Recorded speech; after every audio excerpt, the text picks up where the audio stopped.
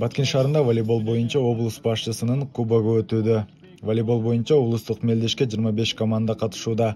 Таймаш бүгүн 23 апрелде Баткен шаарынын стадионунда президенттин инсандын руханий адеп ахлактык өнүгүүсү жана дене тарбиясы жөнүндөгү жарлыгын алкагында өтүүдө.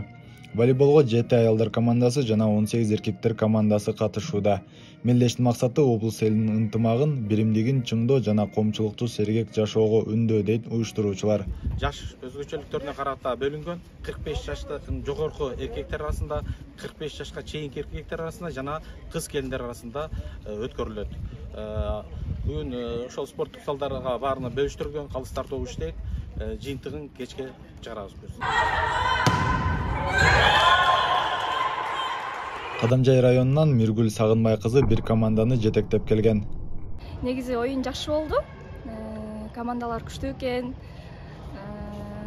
Судьялар дагы жакшы калыс көрсөтүп карап беришти. Бардык командаларга ийгилик. Беттештер Баткен шаарынын жана Баткен районунун мектептериндеги спорт залдарда жүрүүдө. Катышуучулар спорттук иш-чара мыкты деңгээлде өтүп жатканын айтышууда. Топ жакшы, күн да погода да жакшы.